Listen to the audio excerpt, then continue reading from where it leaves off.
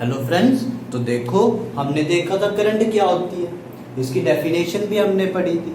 हमने देखा था जब चार्ज, ठीक है, जब चार्ज एक पर्टिकुलर डायरेक्शन में फ्लो करेगा थ्रू अ कंडक्टर, तो उसका जो rate of flow of charge होगा उसी को हम बोलेंगे करंट, जिसकी हमने वैल्यू लिखी थी I equals to Q by T. Definition फिर से देखनी है तो हमने लिखी थी the rate of flow of charge through a conductor in a particular direction. ठीक है, जब एक पर्टिकुलर डायरेक्शन में फ्लो करेगा तो उसका रेट ऑफ फ्लो जो है वो हमें देगा करंट। इसके बाद हमने ड्रिफ्ट वेलोसिटी भी देखी थी। लास्ट वीडियो में हमने पढ़ा था ड्रिफ्ट वेलोसिटी होती क्या।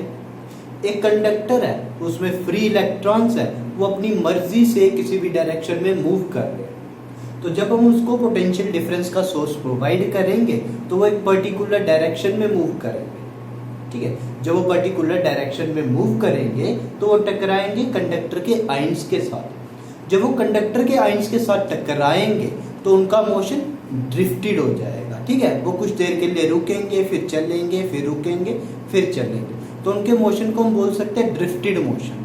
और वो जो वेलोसिटी एक्वायर करते हैं उसको हम बोलते हैं ड्रिफ्ट वेलोसिटी। तो करंट भी हमें पता है, ड्रिफ्ट वेलोसिटी भी हमें पता है, तो आज हम इन दोनों के बीच में रिलेशन निकालेंगे। जब ये हो गया, इसके बाद हम करेंगे करंट डेंसिटी क्या होती है।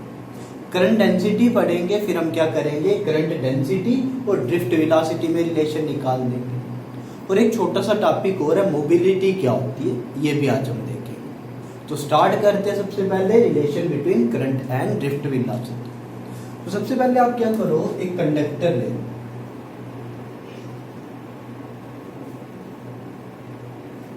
मान लो ये कंडक्टर आ गया, एक वायर आ गई है,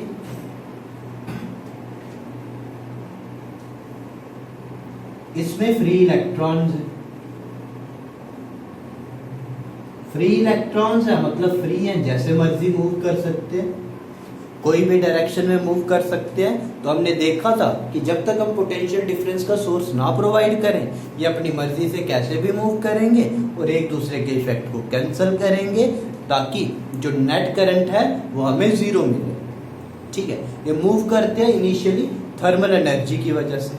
तो जब ये थर्मल एनर्जी की वजह से मूव कर रहे हैं, इनकी कोई भी पर्टिकुलर डायरेक्शन नहीं होगी, जिसकी वजह से एक दूसरे को कैंसिल करके नेट करंट हमें ये जीरो देंगे।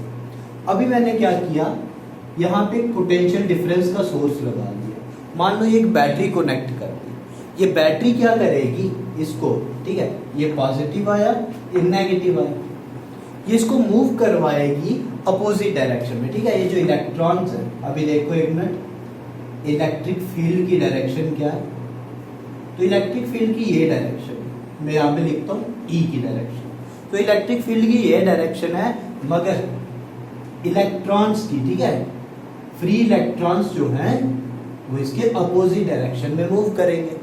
और क्योंकि एक पर्टिकुलर डायरेक्शन में मूव कर रहे हैं, देखो करंट जो है वो रेशियो होता है चार्ज और टाइम। चार्ज को टाइम से डिवाइड करो तो हमें मिलेगा करंट, जिसको हम लिखते हैं Q बाय टी। ठीक है, अभी Q है टोटल चार्ज। अभी टोटल चार्ज निकालना है तो हमें पहले पता होना चाहिए टोटल नंबर ऑफ इलेक्ट्रॉन्स कितने होंगे। तो ये जो टोटल चार्ज है, टोटल चार्ज ये किसके इक्वल होगा, charge on electron multiply number of electrons, total कितने इलेक्ट्रॉन्स। ठीक है, चार्ज ऑन इलेक्ट्रॉन, एक इलेक्ट्रॉन पे कितना चार्ज और टोटल इलेक्ट्रॉन्स कितने। तो ध्यान दो, नंबर ऑफ इलेक्ट्रॉन्स निकालने, टोटल नंबर ऑफ इलेक्ट्रॉन्स निकालने हैं, वो कितने होंगे, तो वो होंगे number of electrons per unit volume into, ठीक है, number of electrons per unit volume into total volume. ठीक है, number of electrons per unit volume into total volume. कितने नंबर ऑफ इलेक्ट्रॉन्स है पर यूनिट वॉल्यूम, हमने मान लिया n।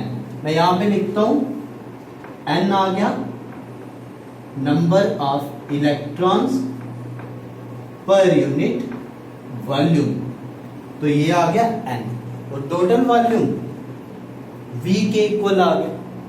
ठीक है, अभी v टोटल वॉल्यूम है तो हम इसको लिख सकते हैं n, वॉल्यूम किसके इक्वल हो जाएगा, area of cross section into length of conductor, n into a into l, तो यह आया टोटल नंबर ऑफ इलेक्ट्रॉन्स हमारे पास।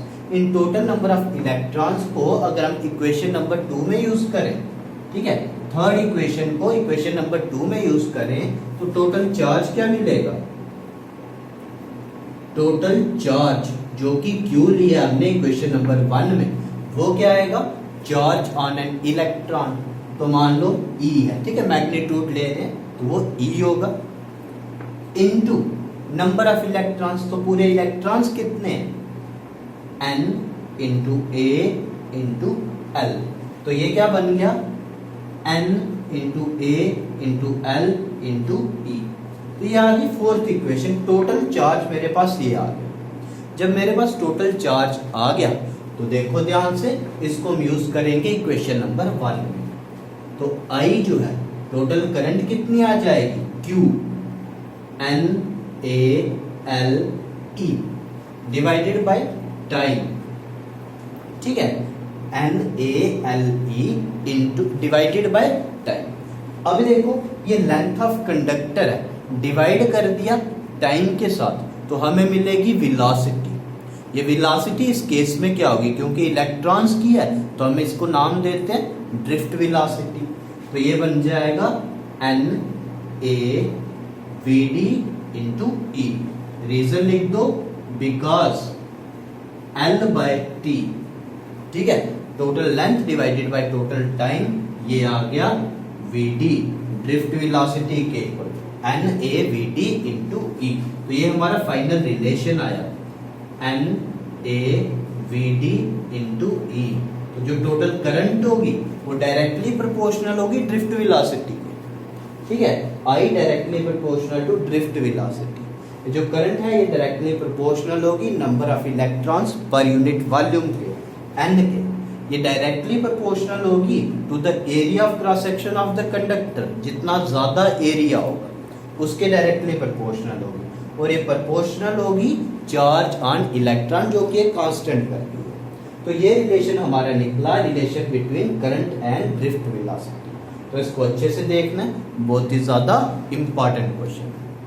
अब इसके बाद देखो हमने करंट तो देख लिया और उसका रिलेशन भी निकाल दिया ड्रिफ्ट वेलोसिटी के साथ। अभी आगे आता है, अगर हमने क्या करना है, करंट डेंसिटी का रिलेशन निकालना है, ठीक है, करंट डेंसिटी का क्या रिलेशन है इलेक्ट्रिक करंट के साथ, वो हम देखेंगे।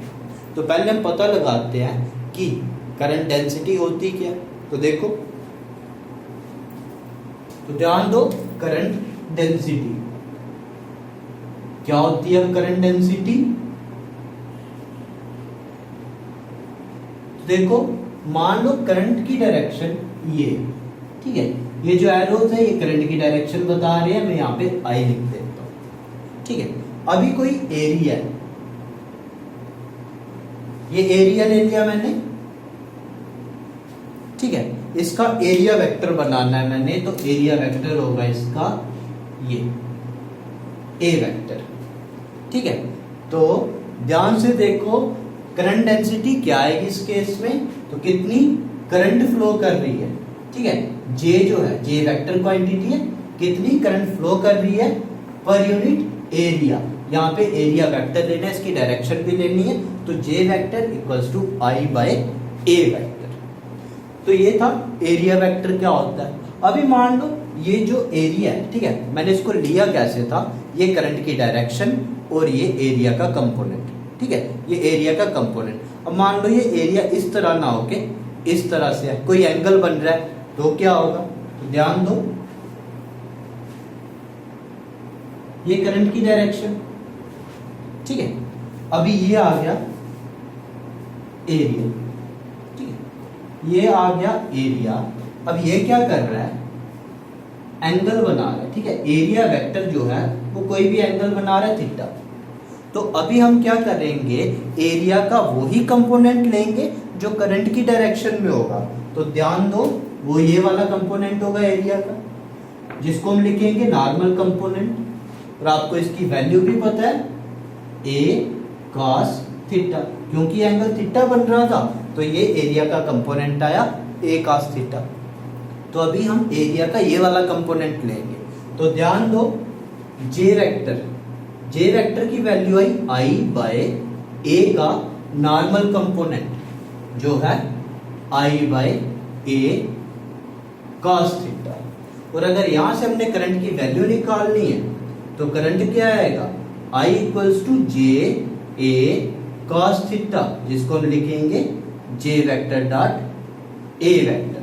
तो ये क्या आया करंट डेंसिटी इनटू एरिया, ठीक है, एरिया का वो कंपोनेंट जो कि करंट की डायरेक्शन के नॉर्मल है। तो ध्यान रखना है ये आ गया करंट डेंसिटी क्या है।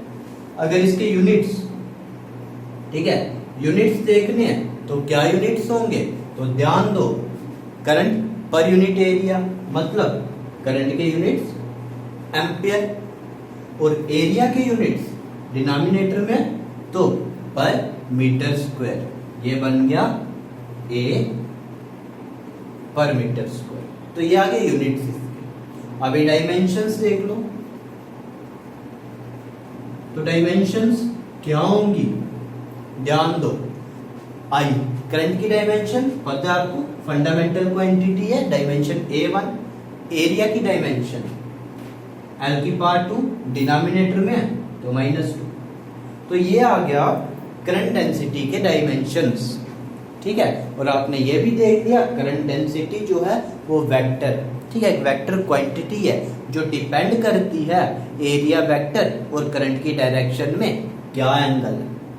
क्लियर है। तो ये था इसके यूनिट्स क्या है, डायमेंशंस क्या है, ये किस तरह की क्वांटिटी। अभी आगे देखो हम देखेंगे करंट डेंसिटी का ड्रिफ्ट वेलोसिटी के साथ क्या रिलेशन है। देखो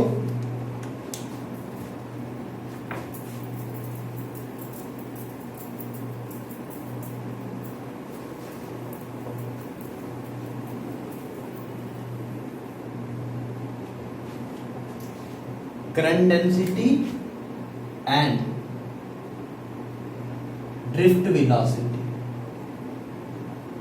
देखो क्या रिलेशन है।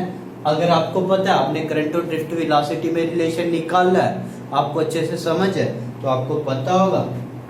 अभी हमने किया I equals to N E A V D, ये जो वी डी है ध्यान देना है, ड्रिफ्ट वेलोसिटी है, ये इस तरह से नहीं है, ये गलत है, v इंटू डी, ठीक है, डी सबस्क्रिप्ट है तो ये ध्यान देना है, डी को मल्टीप्लाई नहीं करना।